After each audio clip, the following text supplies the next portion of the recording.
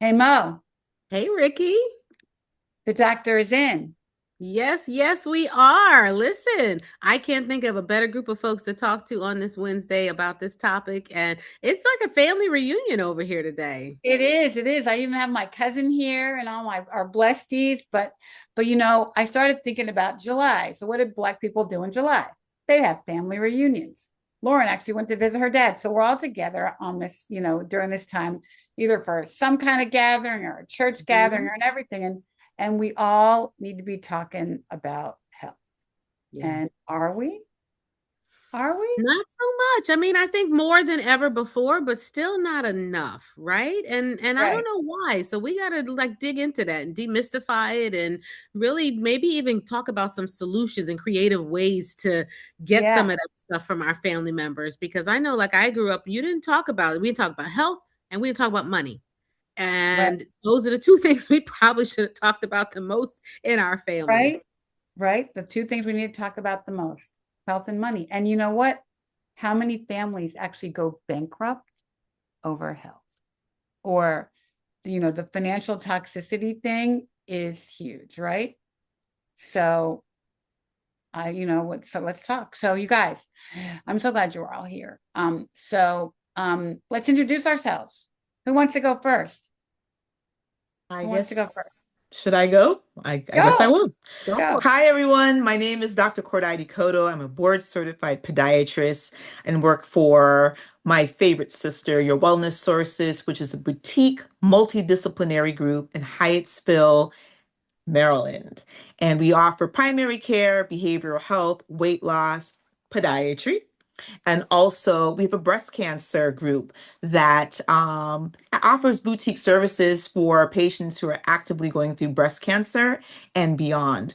My colleague and dear friend, Dr. Marshall E. George, is been over 15 years at Johns Hopkins, has written a book about navigating breast cancer. Myself, with my nonprofit Sisters on the Vineyard, and being a 6 year breast cancer survivor. Breast cancer advocacy and health are important to us, and we'll be on the vineyard with collaborating with our sisters Touch, the Black Breast Cancer Alliance, and the Tiger Lily Foundation, August 10th. And we have gone live with our invitation. So follow us on Sisters on the Vineyard. I love that. We'll post that later, okay? Sure. Cordai, well, let's post the invitation. Absolutely. Okay. Okay, Lauren, you go. Good evening, everyone. I am dialing in from Charlotte, North Carolina. My name is Lauren Beard, and I've been a healthcare breast cancer advocate for over 30 years. Um, my mother was a breast cancer, two-time breast cancer patient.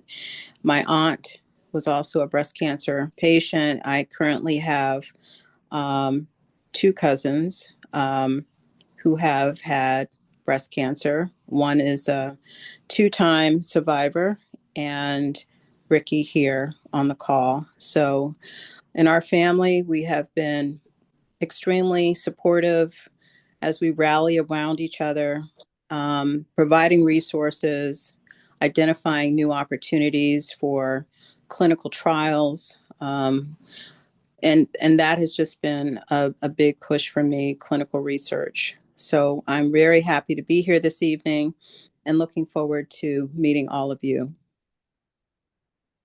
Cool. Nia, I love Nia. I love that. Hi, I'm Nia Bailey. I'm a radiation therapist, and I also have the Hey, Dr. Mo. I also am the president of Bird Cancer Foundation, where we connect the community with the resources and tools to reduce the risk of cancer, treatments, and survivorship. And then I got a plug. I'm also part of Still Rise Farms, Dr. Mo's organization. Then I've also touched the Black Breast Cancer Alliance. And from a family perspective, everybody has my in my family has cancer. From my great grandparents to this generation, ranging from breast, colon, pancreatic, liver, all the things. So I'm very excited to be on this wonderful show to express why we don't talk about it, but why we should. Awesome. Toya. Hi, everyone. Excuse me. My name is Latoya Bose Johnson. I am a PA, actually an ER PA by trade, but I am a stage 3C triple negative breast cancer survivor and thriver. It'd actually be 5 years since I was diagnosed in 11 days. I just realized that. So yeah, Wow. yeah, very, very scary time. Never thought I'd be here 5 years later, but I'm here. And mom of three, very busy mom of three girls. And I'm just here to do whatever Ricky tells me to do. I'm here. I love You it. guys She won't make me steer you sound wrong. so bossy. You guys make me sound so bossy. What you say? I didn't hear You you. make me sound so bossy. No, you're not. No, no, you're not. It's the other boss. It's the junior boss. It's That's the junior That's it. boss. My Those boss. are the ones you work My for. boss. Exactly. Right. yeah, My boss. exactly. Right. Okay, Nicole, I'm so happy to see you. Yes. Hi, everybody. My name is Nicole. I have many roles. I am a mother of two beautiful girls. So I'm very busy, like Latoya, extremely busy. But I'm also a veterinarian. I'm a professor. I'm a patient advocate. I am a 6-year triple negative breast cancer survivor. So I'm excited about that. But it's a lot. I tried to get out in the community. I started a ministry called Hope for Light about 2 years ago, to help just educate those in my community and the church about their health in general, but definitely breast health. So I'm happy to be here. Thank you. Happy to have you. Happy to have you. Happy to have you. And Michelle just joined us. Hey, little mama. Everyone. Hi, everyone. How are you? Just introduce yourself. Hi, everyone. Good evening. My name is Michelle Anderson Benjamin, also known as the Fearless Warrior, and I'm a stage 4 thriver from New York. Awesome. All right, so Her guys. daughter's her boss too. Yeah, I know. She has a little short boss like I do, right? Mine's tall now, but started out that way. All right, you guys. So, we are all in this space in some way. We've been impacted by cancer. Do you feel like our families were talking before we got sick, or had the disease impact us about health? Or do you think our situations prompted it? So for me, my mom never realized that her aunt had breast cancer until I started pursuing it with the family. And it was actually an aunt on the other side of the family, my mother's other side of her family, to say, oh, yeah, your Aunt Louise died of it. She was 42. Because my mom was 12 at the time. And guess what? They didn't talk about it. She didn't know why her aunt died. So, what do you think? Do you think that sort of we're bringing this conversation to the table, or do you think what's happening? I'd like to tackle that one. I think that we're bringing the conversation to the table. My mother is a retired nurse. So my mom was good about talking about your period and, pregnancy. She didn't use silly words. She was, gave us books to read and had conversations. And then I'm in medicine, of course. But breast cancer was like, and I think that even when I got diagnosed, she wanted to do this. She was protective of her baby. Meanwhile, my dad, and Ricky knows my parents, was like, power to the people. Let's go talk about breast cancer. And I would have thought it would have been the reverse. And I think since my mother understood A, that I was going to survive, B, that I don't live quietly, and C, that I was given privileges, certain privileges given to me as a doctor. As medicine, we look at it as us versus them, right, Mo? And when us got breast cancer, everything under the sun was afforded to me. And I said, why would I hold that information and not share it with a woman, let alone a woman of color who may not have the same advantages? And that's what I did. And so I think the conversations in our family are very good now, particularly discussing who has what, sharing it with those who are cousins, sisters, making sure that this information of our health is going around and around so that we can get tested earlier, we can be screened earlier, we can be savvy for whatever comes our way. And if it happens, be a great advocate. I also agree. I feel that over generations, the conversation has become more detailed and more comfortable with having. In my family, I came from 5 generations of women, and there was like a history of having cysts in the breast, and the cysts had to be removed. And over time, I think as I was the first woman diagnosed with breast cancer in my family, but my family has had a high rate of prostate cancer on the male side. So once I was diagnosed at 36 and I started having these conversations, and it was like, oh, your aunt had cysts removed and she had to have radiation. And I'm like, well, that sounds like that's more than just cysts. What are we not unpacking that probably wasn't fully discovered or diagnosed to look deeper into, and then opening the door for, genetic testing and like being very on top of everybody going to get genetic testing, and then having a conversation with the connection between prostate cancer and breast cancer, and looking at other factors that play a part in our history, because at the end of the day, I don't want the cycle to continue. Yes, breast cancer, I'm the first one diagnosed with breast cancer, but there's also a generation after me. So having those conversations with my cousins, because my grandparents had 10 kids, so there's a lot of us. And they were married for 64 years before my grandfather passed away. Having those conversations and then making sure that everyone got their mammograms and their prostate screening and all of that stuff. And then being comfortable with sharing my story and not being apologetic, not hiding anything from anyone, being very raw about it. And also, instilling in my daughter the importance of her knowing her body at a very young age, to the point where she's an advocate in her own right. You can't tell her anything. But just once, I guess, being able to empower her early, and not at an adult, as that would her becoming an adult, she's ready for whatever. And she's not, just taking whatever someone says to her, because she's already been trained from birth. This is like, my body's important. My body matters. If something doesn't feel right, I'm going to speak up about it, and y'all going to figure it out. I love And that. it's so funny. Michelle just talked about prostate cancer. Ironically, my father was diagnosed with prostate cancer over a year ago. And so the conversations became a little bit more comfortable. And then we realized that my cousin was diagnosed on his side after, and his brother. So the conversations are becoming more comfortable, I think, as you become the person that's a spark, where it doesn't become as taboo anymore, especially in the latter generations. I know in my family, there's a bit of shame, right? And stigma. So for example, we've got schizophrenia in our family, we've got bipolar, there's cancers.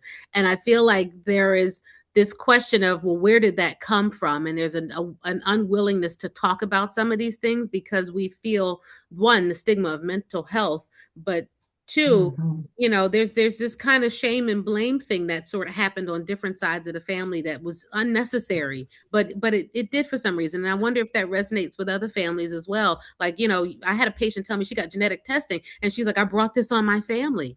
I said, no, you're the brave person who found out about it so you can, impact your generations. But there was this guilt that people were feeling. I think we might be cousins, because it's the same thing with my family too, And I feel like also, like, my great uncle Bobby passed of breast cancer, and he was a Black Southern man. So that was like shameful. How does a Black man have breast cancer? Like, that was not talked about. And then also Nicole mentioned Christianity. I think that's also a thing for our family. God will handle it. Don't talk about it. It's just between you and God, and that is it. And so my mom was she's just as loud as you and Miss Ricky, like, listen, I'm going to scream it out loud. Y'all keep too many secrets. My mom said, I know your favorite color, but I don't know your health. I don't care about your color. I care about the health, because that health also is my health as well. It can be my health. So I know silly things about y'all, but I need to know the things that are actually going to impact me. So she was that person to scream loud. But we had a family reunion, I want to say 2 years ago. And as people are eating, chicken and mashed potatoes and all of that, I said, make sure you check your prostate, because Dr. Mo and Mama Ricky told me to do it. Make sure your breast is and then that's when people said, oh, well, I had lupus. Oh, no, I had prostate. And it's like, wait, what? Now y'all want to say it as you eating hamburgers and ham? But it's the point, like, you talk about it when you're supposed to talk about it. But I think there's still secrecy in our family, because you keep it to the chest. I don't want anybody to know about it. And I don't think they do it to be mean or rude. I think that's just culturally, we keep things to ourselves unless you got a big mouth. But we really said to our family that, hey, you need to share this, because we share the same DNA. and you can't keep that to the chest. So it's just really important. I think there's still some secrecy, Dr. Mo, but I think we are breaking some barriers, like everybody said. I I wanted to agree. add, if it's okay, I wanted to add to that, I think there is a mental and emotional capacity, right, to all of this. Because when you get the diagnosis of cancer, that in itself, I know for me, it sent me in an emotional kind of mental state of what in the world am I going to die? And I think too, in families, I know in mine, we would talk about on my mom's side, maternal side, we would talk about who had what, but it was never in depth. We didn't go anywhere further into what the journey was like, or how long did they have had it? What was the clinical signs? What did the test, So it was always kind of this idea of, oh, okay, grandfather died with colorectal cancer. That was it. And so when I ended up with breast cancer, the whole family on my mom's side was like, what in the world just happened here? Right. And I Well, think that happened. when it really hit home and very close, then it was just like, okay, we need to peel this onion back. We got to figure out the layers of this. What do we need to do? What is the next steps? How does this look like? And I think that is what sparked us to go really more in depth about the disease itself and cancer and how to preventative, like what do we need to do and how to communicate this. And I think that was the key. That was the spark. Take it from off the surface of health. Let's go deeper than that. And I think in the Black culture, to be honest, there's so many times that I have seen by my voice and my advocacy. Thank you, Ricky, for saying, put your big girl panties on and get to work. Because of me stepping out and saying different things about my health, it sparked conversation with people that are not necessarily blood tied to me, but they're enough close to me to where they're starting to question and asking their aunties, their uncles, hey, wait a minute, now who had what? And how does this affect me? And so, it is important to just not be on the surface with the health as a conversation, but what are the questions, right, that we should be asking each other that goes deeper? Because there is a mental and emotional capacity to where people cannot handle that much of capacity to voice that out. Yeah, I think that's so true, Nicole. So true. So Mhm. true. My dad had colon cancer, and I actually 20 years tomorrow he will have been dead. So I didn't even know what a colonoscopy was. Like, I mean, we never talked about it. I don't know if he ever had one. He died at 73. So I don't know if he ever had one, because literally we found out on a Friday he died on Monday, because he didn't tell us. He knew he was dying and he didn't tell us, but he handled everything before he died. But he didn't want to talk about it. And could he have like done chemo or something? He chose not to treat. I mean, he had it about 2 years before and it came back with a vengeance, but he didn't tell us until he was really damn near dead. Because he didn't want to be a burden. Right. And so I think that whole like burden, my kids taking care of me, what does that look like? Yeah. That's a whole nother thing, right? Right. Mhm. Yeah. And How do we that- think that's really going to play out? Like, if you I kind of, know. like, just go a little step further, like, how does that actually, Mhm. I don't know. Does it really benefit or serve anyone? By not saying anything. Yeah, I don't know. I I I mean, don't does it think allow so. your child to have their childhood? Maybe. Like, I don't know. I wish I had known my mother was as sick as she was, and I was only 7, but still, I would have liked to know that the last time I saw her was the last time I would ever see her. And I feel like they kept a lot of secrets around that were maybe unnecessary, and they thought they were protecting, me and my sister, but I don't know that it was. I Well, think yeah, my mom just died, right? And so she was 93, but I was with her. I was with all of she's basically been dying for a year, if you think about it. You know what I mean? So I think her being able to go through the process with her gave me comfort and peace, because I wanted her to be I wanted her to be done with it. Do you know what I mean? Like, she was sick and horrible and miserable. And so I do think my father was much harder to deal with because it was so abrupt and I didn't know. But my mother, I'm like, okay, I've been there with you. I've seen all the trauma. And now I can have peace about it because her being sick got me ready. Does that make sense? But still, I learned a lot from her illness. We didn't know what congestive heart failure was or COPD. And so I learned a lot because of what I went through with her. I now can pass it on to my kids. But I don't know. I don't know which way is better, right? Well, Ricky, I think, when I got breast cancer, it was weird because now I'm somebody's child, my parents, and I'm a doctor. And it was like, I have niece and nephew. I didn't know. And initially, I didn't want to say anything. And I remember I literally got diagnosed when I was seeing patients. And my colleague, Dr. Margaret Sackle, called and she was just like, hey, I'm coming to give you. I was like, yeah, no, I have a cyst. I have a history of cyst. I'm going to take it out right now. I have 2 patients. So what are we talking about? And she literally was like, sit down. And I was like, sit down for who? Like, I just told you I have 2 patients. And she told me, I think you have, you have breast cancer. I think you're stage 2. And I'm like, what happened to 0 and 1?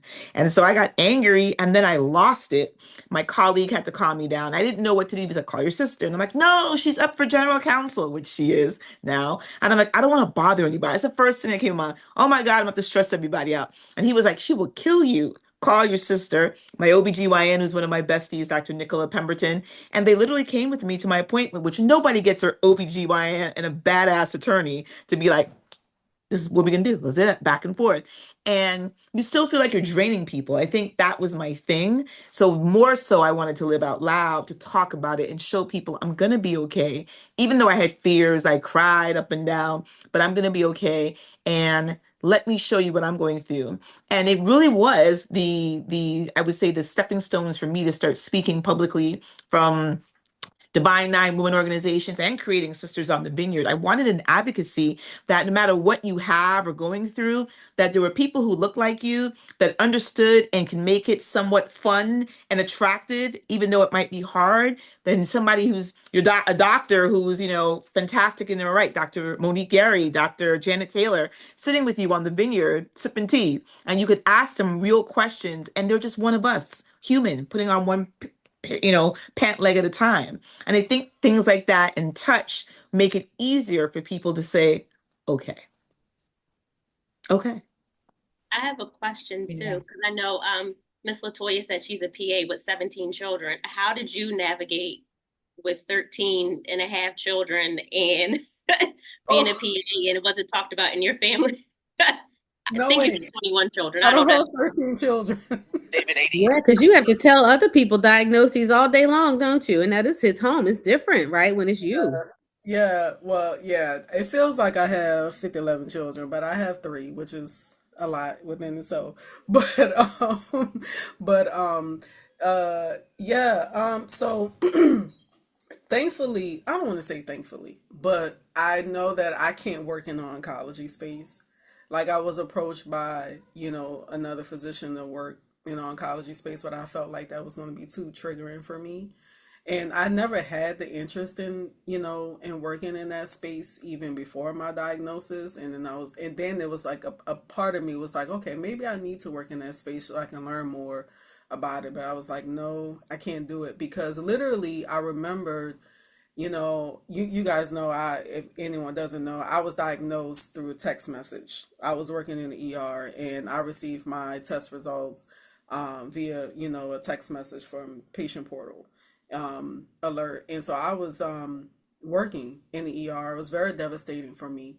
And I remember I was trying to make myself feel normal. So like I was off, I took off the next 2 shifts after my diagnosis and I tried to go back to work. And literally that same shift, I had 2 black women that came in. I work in a PG County area. So I had 2 black women that came in that day. One woman had no known history of cancer that came in with back pain, over 50. And the other woman came in who did have a remote past history of breast cancer, and she came in with back pain. And I did scans for both of them that day, and both of them had bony lesions of their spine, and I could not bring myself to even give them the results. Whereas, previously, of course, I still delivered the results in a compassionate way, but this was completely different. This was like I couldn't get myself together. I could not do it. I had to leave.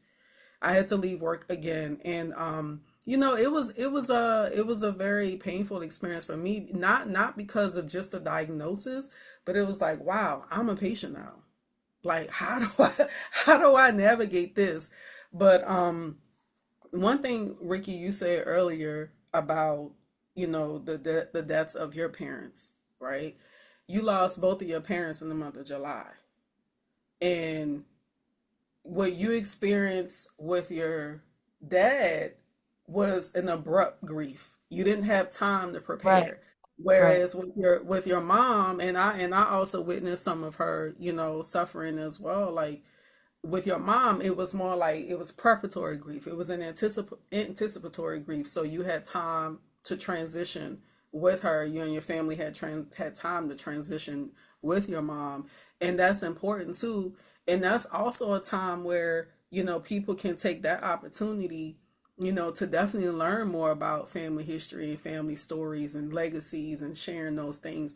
To this day, my paternal grandmother, she died in her 50s. All I know is that it was some type of, you know, gynecological cancer. I don't know if it was cervical. I don't know, you know, if it was endometrial. I don't know what type of cancer it was, because it was, the only thing I was told was, you know, my aunt approached her in the bathroom and it was, she was bleeding. And next thing you know, months later, she's dead.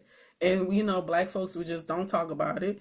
You know, I'm from Louisiana. They will not talk about, you know, um, those type of things. And even when I was diagnosed, there was still no known first degree relatives who had breast cancer. And still to this Mhm. day, it's kind of like my diagnosis is just very dismissive, and it's almost as if, well, you know, you were so young with it, so it must have been something you were doing.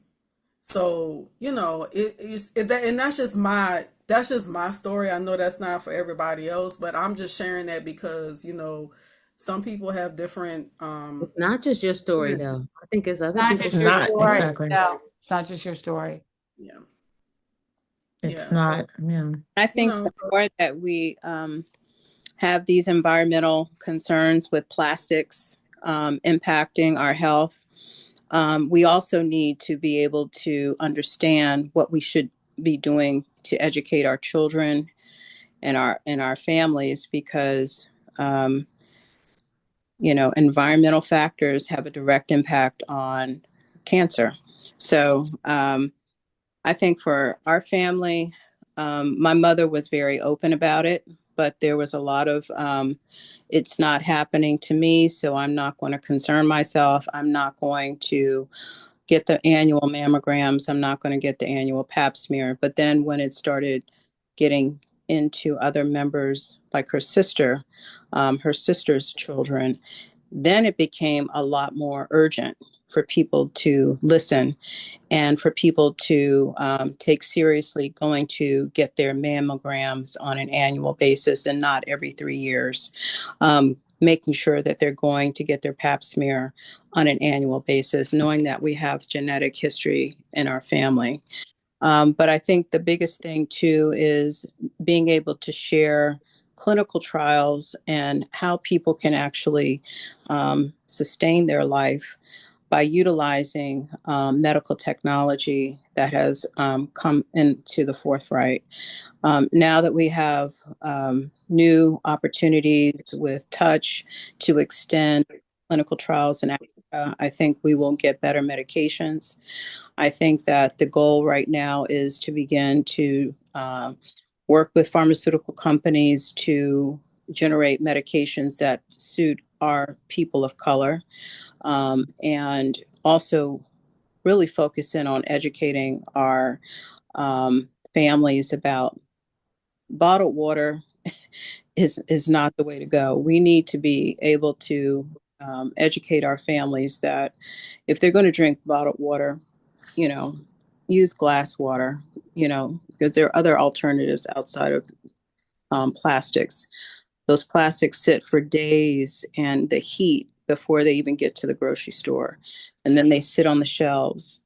All of that stuff has a direct impact. And a lot of people don't understand that what we eat and put in our bodies also trigger these different types of cancers. I want to take that one. I love that there's so much information. And now that we have social media, it's everywhere. And the question is, where do I get my information? Who's giving me the right information? And what do I do with this information? And again, I love when we write things. I'll use my colleague writing, I call it Breast Cancer for Dummies, for lack of a better word. She wrote a book, Marsha Lee George, where it makes sense, where somebody who may be like, I don't understand how this breast cancer came, I understand any of this. There's that. Then there's advocacies that you can go to. We're with one right now. And myself, I have sat with colleagues and friends. My good girlfriend got diagnosed with breast cancer and she was completely overwhelmed. And she went to my surgeon and she said, "Who is your OBGYN?" She says, "Dr. Nicola Pemberton." She said, "Oh."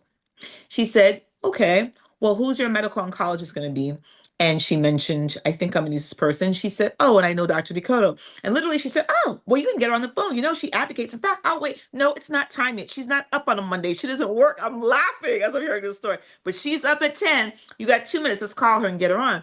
And literally, she explained everything. And I could see my girlfriend was still overwhelmed. Like, I don't understand this. So I said, "Listen, let's go meet at the diner. You're going to treat and another sorority sister of ours, and I'm going to break it down." I took a salt shaker and I literally stuck, what do you call it, toothpicks in it to explain to her what a cell looked like, what the receptors were, what's ER, what's PR, and it made sense to her. Where she now is empowered to make the right decisions because she was thrown options and she's like, "I can't do it because I don't fully get that." And I think it happens to many women and men where we don't really just trust a doctor. Why not get a second opinion? Maybe you don't know you can do that and that your insurance covers it. What does it look like in terms of having time off to recover from your procedure? A lot of us have never exercised that. We have no idea what short-term and long-term disability looks like, and if we have it at our job and what it does. And so you need these conversations where people don't feel isolated alone because they think they're the only one and nobody else knows this information, where they could feel there's a community to go to and that somebody can answer that question effectively.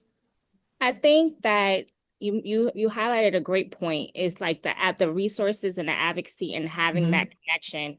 I live in New York and I am an advocate in New York and I run my own organization, but I've been a big pillar or an advocate for connecting patients with other patients and having someone that they can speak to relate to, because often like I work in healthcare too. So we have these advantages because we know the system, we know how it goes, we know who to call, we know who to connect to, but everybody does not have that. And it's Right. not fair, that a lot of patients, a lot of institutions are now business based, right? So they tell the patient they have it, they're not giving them the resources, they're not giving them, even if they don't have the resources in-house, they don't know how to outsource them out to organizations like Touch or even my organization, the Fearless Warrior Project. And I've had to connect with I have a great relationship with my medical team. They refer patients to me. They've contacted, like, is it okay if I They can want help. They want help with patients because they don't yeah, want to talk to us.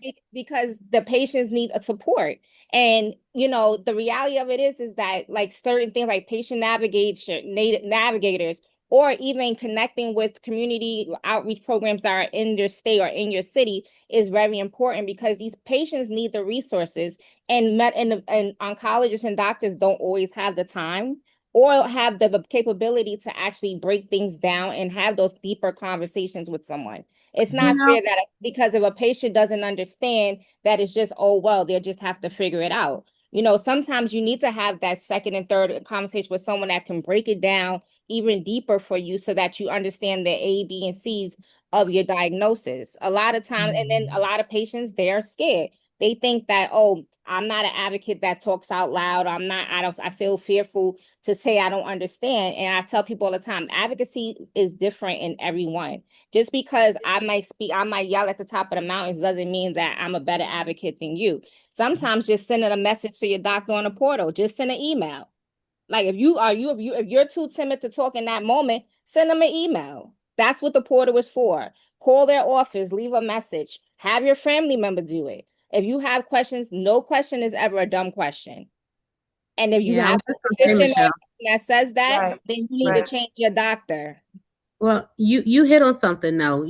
One of the key factors when we talk about advocacy and understanding and feeling partnered with in a healthcare setting is having that advocate. And most often it is a family member. And there's a benefit as we talk, circling back to talking to our families about these things, there is a benefit to including your family as part of that ecosystem. And, certainly the family that are supportive of you. But I find also that sometimes the care environment itself is intimidating and it doesn't feel like an area and a Right. space where you can receive what it is that you need. Right. And the Right. most organic conversations. And sometimes, when we have retreats here at the farm, patients will often say, you know what, I was sitting next to a doctor and I was able to get my questions answered.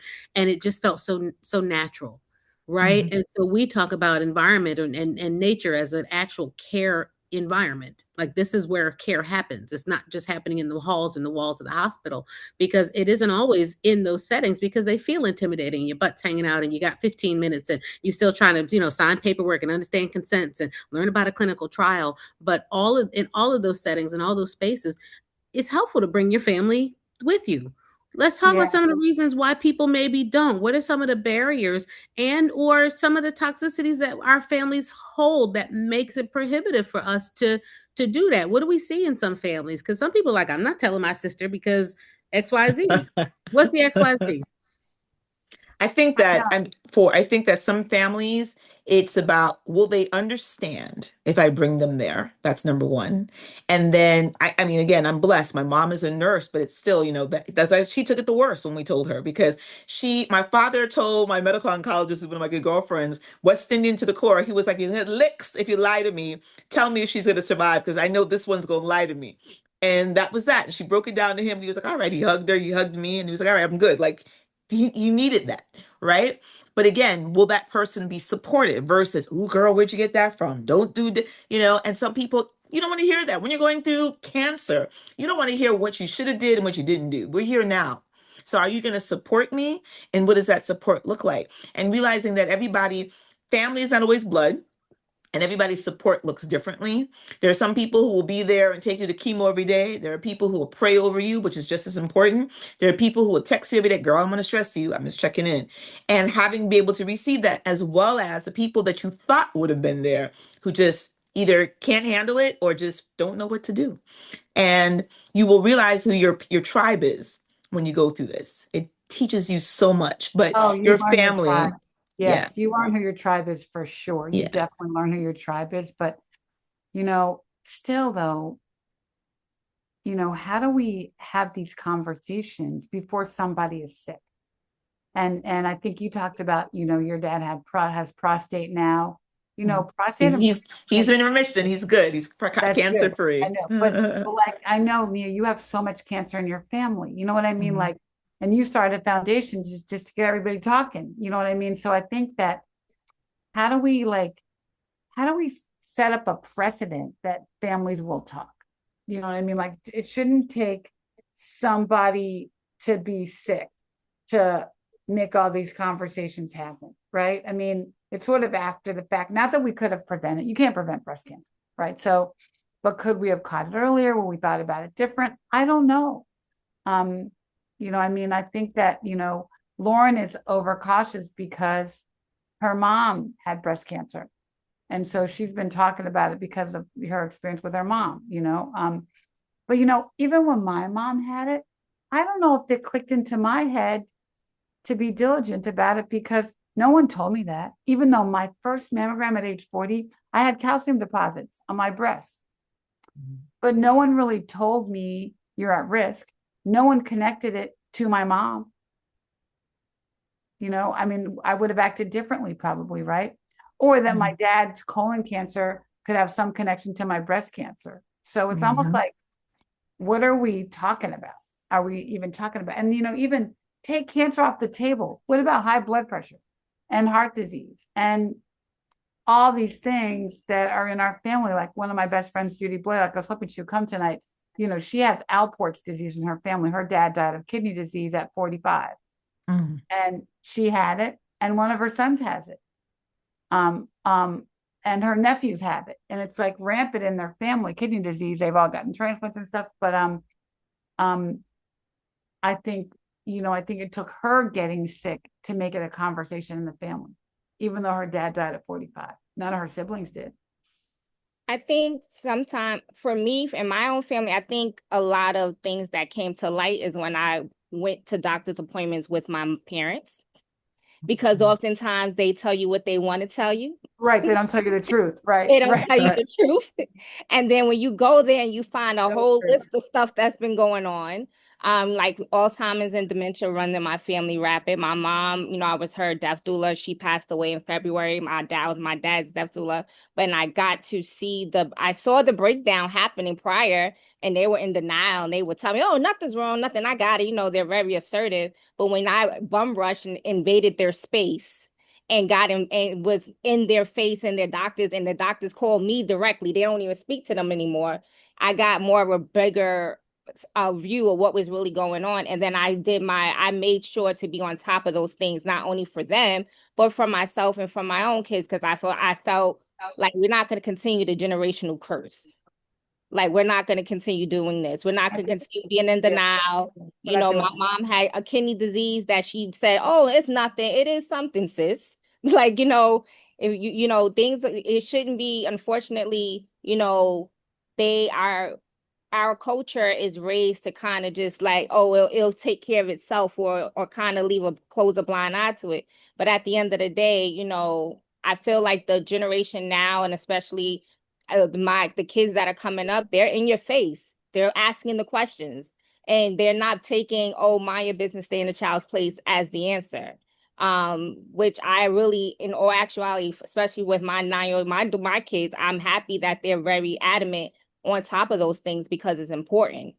And I feel like sometimes we have to role reverse. This is all set in the background. Um, role reverse, because that's how sometimes we have to be checked as adults. That, what, yes, they are kids, but they also are the future, and they want to know what's going on, because not only they're worried about us, they're worried about themselves too. They want to know what they need to know for themselves as well. Yeah. Well, yeah, the first thing Amanda said to me when I got sick, one of the first things was, can I get this? You know what I mean? But you know what? She got a prophylactic mastectomy. She took it upon herself to go, take care of it, because she didn't want to get it, so there are things you can do. But I think we still have like a lot of work to do in our community. Yeah. I think Sorry. I was going to say, I think staying in a child's place hurts us. Like Dr. Mo was saying, like all of us, like, sure, like maybe I don't need to know what bills you pay when I'm 6 or whatever, but like that really hurt us, stay in a child's place. I really think that to your point, Dr. Mo, like had maybe your family let you know that your mom was sick, maybe you could have spent extra time with her. And I think sometimes we put our children in a place where they shouldn't know anything, in a bubble. And then by the time they become adults, it's like, oh my gosh, this is life and this can happen to me. So I actually think we do our people a disservice because we don't show them what life can be. Like you can get sick, or you can, these are the things that can happen. This is in our family. It robs you of your voice, right? And then you have to fight to find that and get that voice back. And I feel like there's enough things that try to take away your voice and your power as Black women. We are taught to sort of mute ourselves and diminish ourselves in certain settings. And, it doesn't help when our families sort of raise us that way also.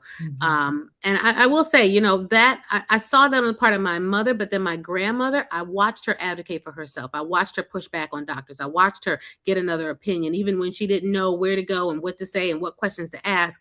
She really fought to make her way in the system. And I think even by the examples, we don't always talk about it. It's not always what you say, right? Sometimes it's how you live. It's what you do. And it's when your family sees you, not just taking it at face value, but taking notes and asking questions and being actively involved in that care. It really does set an example that I think leaves an imprint on our families.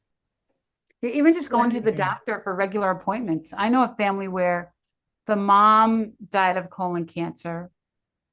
The son died of colon cancer. And this person complained to me they have blood in their stool. And they like have gone for years without getting a colonoscopy. So because it's almost like, is he afraid to find out if he has it? Is he afraid to face it? Like, what is that about? It's like, to me, if I had that history and knew it, I'd be right at the doctor's like, look at my colon. What's going on? Help me out. I mean, you know what I mean? Like, but But a lot of us haven't, wish things away. I know, We but want to people wish have it, been, and so these Here, Black people have We don't want no bad information, news. yet yeah. that they don't use. Mm. To me, that's like, yeah, how can you be fear. there? I think fear Fear. fear is Mhm. so overwhelming Fear for is huge. people. And also, just think about it. If you're a single mom, you think something is wrong, and you got small kids. What am I going to do? I don't have anybody to take care of them. Like, how am I going to do this if I'm sick? Like, there are so many things that kind of go through people's minds that actually deter them from actually going to identify what the problem actually is. Mhm. And then when they get too sick, it's too late. I think Mhm. Ricky's question was, what can we do now? We need to figure out how we can help people overcome their fear. Like, what is it that we can do to help people overcome their fear? And why is it that when families learn that a family member is sick, that they don't even have the interest in identifying their personal health? Like, when my mom first got diagnosed, I started getting my mammograms at 30. That's not everybody's situation. Like, I took it upon myself to be proactive, and I have been getting a mammogram every year since. So I think that fear minimizes the ability for us to actually get treatment sooner. And a lot of things too, keep in mind, we have a lot of people who lack health insurance. And so from that perspective, how are we going to afford it? They know they can't afford it. They can barely pay for a regular doctor visit. How are we going to, if something is really, really wrong with me, how am I going to be able to afford the medical support that I need? So I think the two things are fear, and if we don't have medical insurance, what are some options in getting the treatment?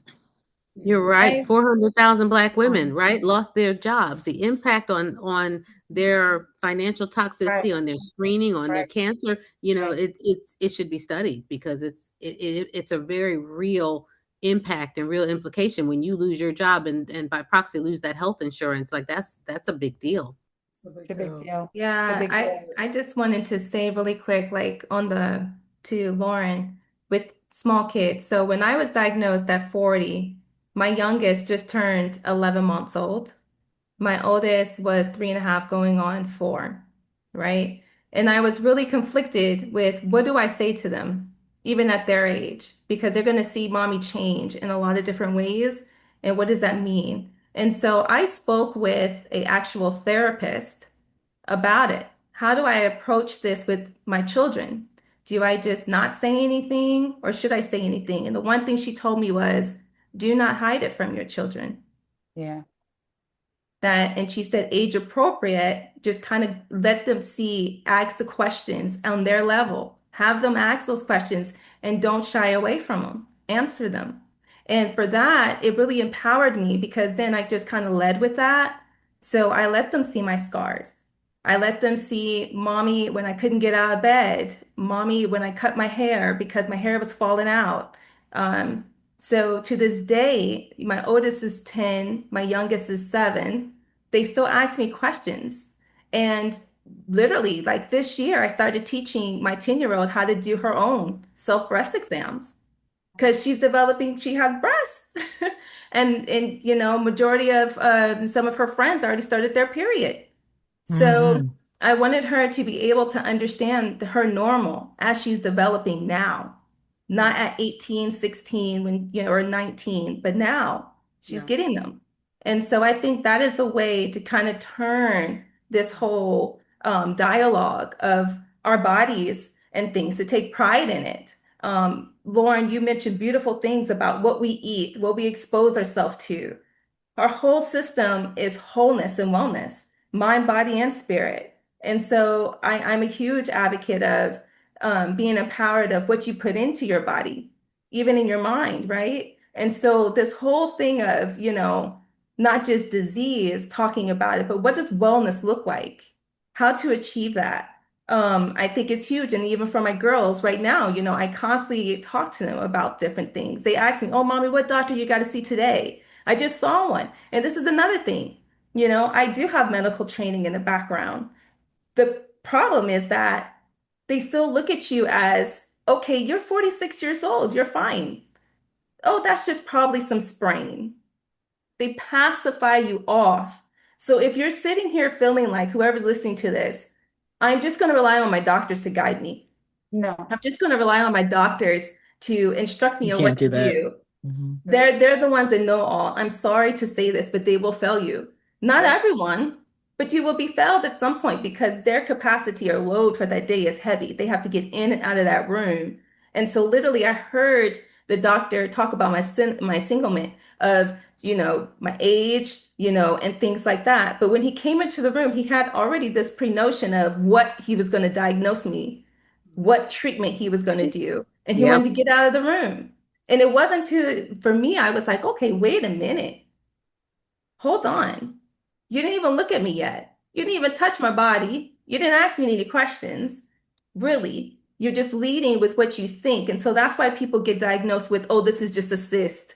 Don't worry about it. You're young. I Mhm. literally had my doctor last year tell me, oh, you're too young to have osteoporosis. You're too young for this. You're too young for that. They don't even take a time to look at my full chart and link everything. So, no.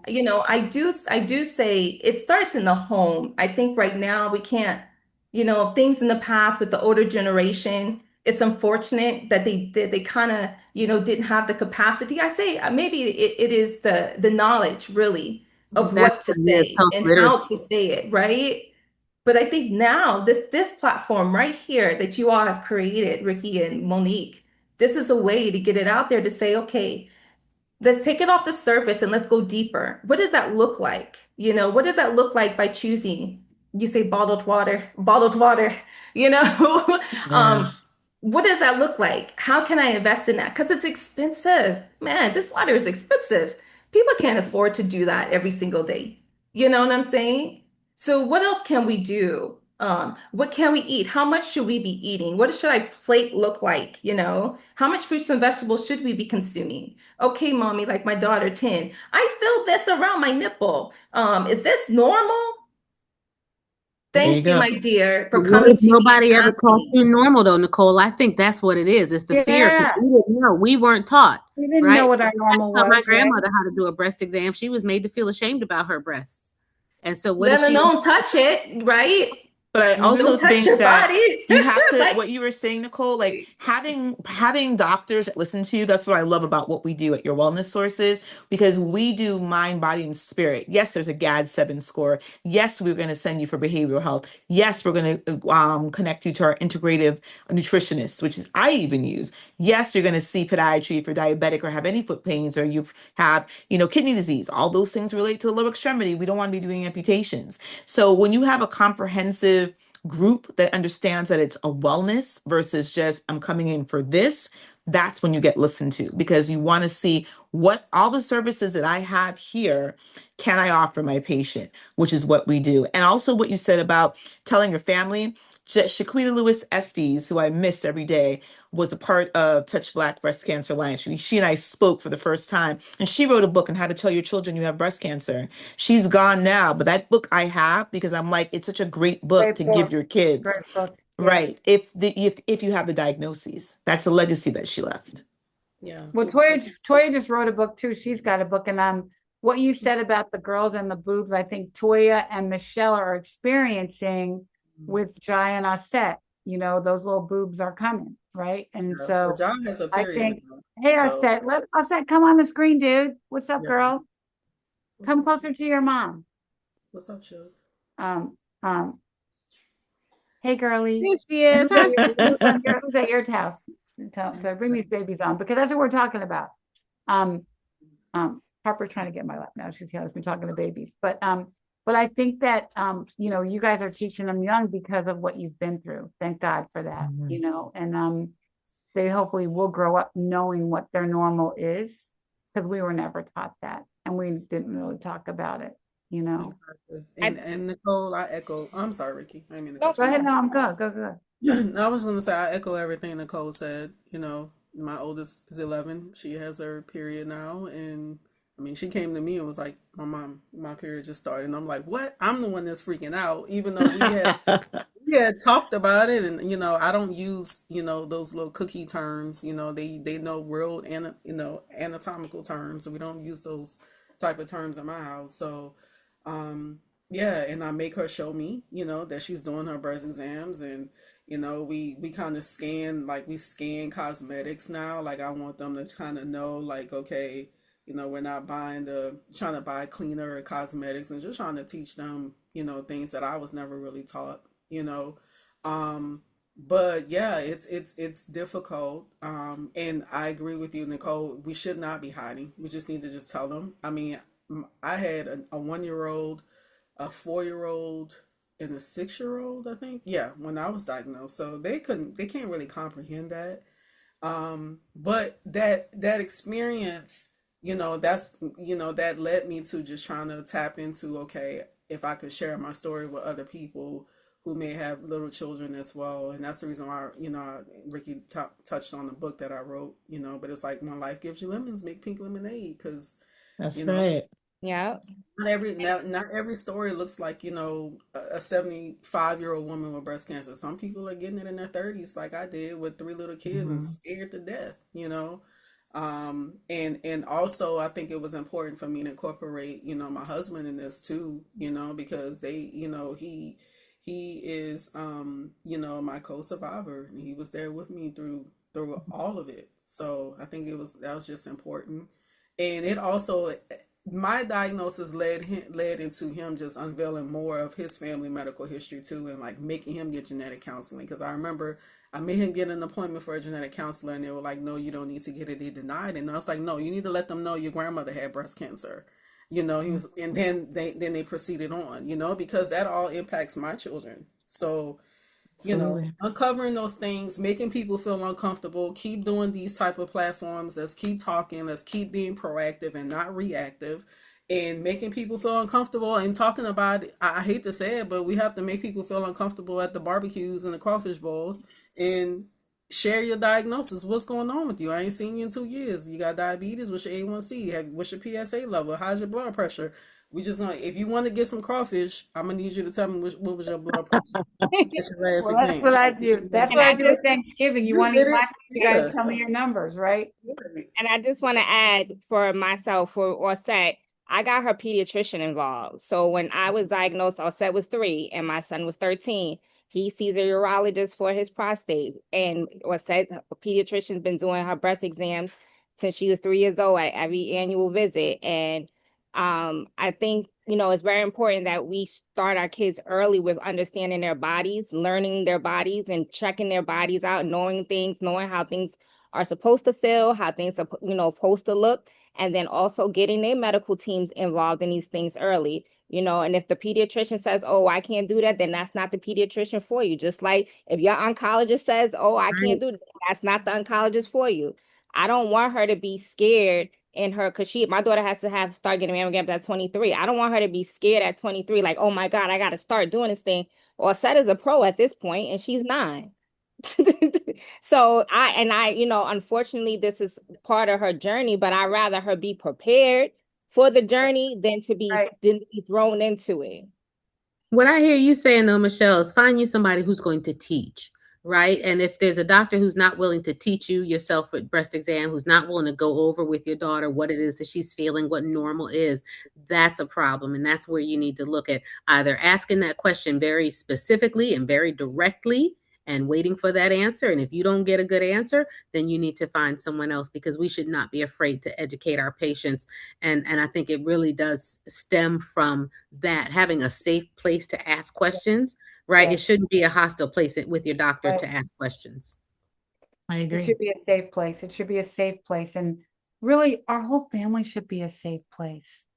To Lauren's point earlier, we have to get rid of the fear. To your point, Mo, we have to get rid of the shame. We have to get rid of all these like emotional crap things that just get in the way of just talking. And it's funny because the same thing, as you said, Mo, goes with money, right? It goes with like, think about, are there any other intimate conversations that families don't talk about? besides health and money. I mean, right? Sex. But, yeah, what would you say, sex? Yeah, sex. But I mean, all this should be on the table as you guys are doing with your little girls, right? All this needs to be on the table at a young age when it just then becomes their normal. It's not something new and different and something to be afraid of and something that you're catching up on when you're 21 or 25 or even 30, you know? So Right. it's got to be ingrained in their upbringing, just like you're teaching them spelling and math. And, you know, I wish more of this was taught in biology class. I wish they taught clinical trials in biology class, right? I mean, I think there's so many ways people learn, and we're gonna have to figure it out. And in our churches too, though, Ricky, In the you churches, know, yeah, because that's yeah, the thing. Like we learn not to ask questions right, from our spiritual, from our church too.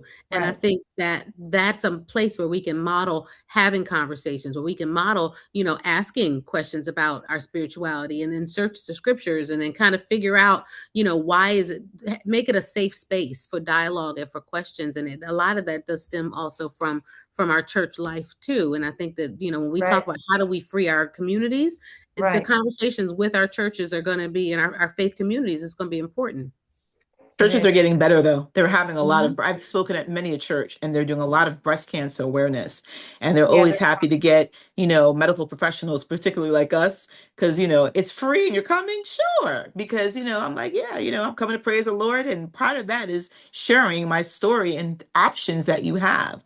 And I've been blessed to be able to do that with church members. So you're yeah, absolutely right. right, They've, you yeah. know, that's our safe place. Let it be truly a place of education and Work. safety. Yep, let it work as we have more female pastors. But I had this conversation with my doctor just from Val about the Daniel's fast. You know, that fast was the first clinical trial. Do you take this path and eat these foods, or do you take this path and eat these foods? Mm-hmm. Who had a better outcome? The people who ate the healthy foods, right? So I use that as an example in church all the time to talk about clinical trials. It's in the Bible, guys. It started, you know, in the Bible. So it's the real deal, the real deal. Oh my gosh, thank you guys. Who's having a family reunion? West Indian people don't do that unless it's carnival, usually carnival, marriage, and unfortunately death. I So know. We're having yeah, one. We don't usually have one either, but we're having one on Monday for my mom's funeral. Yes, we are. I will be there. I will And be there. we will be talking about health. Yes. Wow. Well, Ricky, we have to dedicate this show to Miss Wilma, because she Yes, taught Yeah, us ma'am. all, right, by her we life and by did. her example. So we are so We did. grateful that God gave us Miss Wilma, and that, you know, he chose he chose her to be your mother, Yes. because Amen. the generational impact is just, it's remarkable. So Yeah. I call her my force of nature that gave me life, right? Mm-hmm.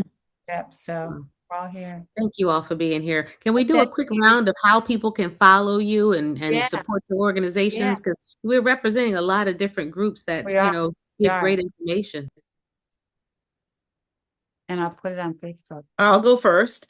Yeah. My name is Dr. Cordai Decoto. You can find me professionally at Your Wellness Sources, and we are in Hyattsville, Maryland. We do virtual appointments as well as in-person appointments. And of course, my advocacy, which you see in the back, Sisters on the Vineyard, which will be on the Vineyard in collaboration with the Tiger Lee Foundation, hosted by the Lovely Touch, the Black Breast Cancer Alliance, August 10th at the Touch House, Oak Bluffs. It will be a free wine and cocktail hour. So come support. We'd love to see you there. Beautiful. Definitely. Uh, Michelle? I'll go next. My name is Yeah, Rashawn of course. Benjamin. You can find me on social media under Fearless Warrior Project LLC. My website is the Fearless Warrior Project. And if you Google me, just put Michelle Anderson Benjamin or the Fearless Warrior, and I'll pop up. I'm based out of New York, and I'm nationally known. Yep. And a great death doula. Hey, I said. Yeah, So my yeah, name is again Nicole. You okay. can find me on social media, Nicole Eggleston, or you can also find me with Hope for Light, light meaning God, Holy Spirit. And Great. me, you can find me on TikTok or Facebook, Bespoke Signature Escapes. I do spa wellness for women who have gone through major life circumstances. And we do spa retreats throughout the year. So feel free to reach out to us. So Lauren had helped me plan my trip to Kenya, and I have like the best hotels, the best everything. Wonderful. Ooh, good to know. Put Good to that link in know. the chat. Check it out. Yeah. Yeah. Nia. Nia Bailey, you can find me at Bird Cancer Foundation, and that's BYRD. Toya. And social media handles like Nola Mommy. Nola Mommy. Nola Mommy. What's the name of the book again? Nola Mommy. The No, book. the Name book. of the book? Pink Oh, Lemonade. book. Oh, I don't know. Yes. Yeah, I'm sorry. My children's make Pink Lemonade. It's a children's book. It's on Amazon. And you can also I'm on LinkedIn under my name, Latoya Bowles Johnson. Or you can always email me as well under Nola Mommy, PAC. So yeah, happy to be here. All right. Well, thanks, you guys.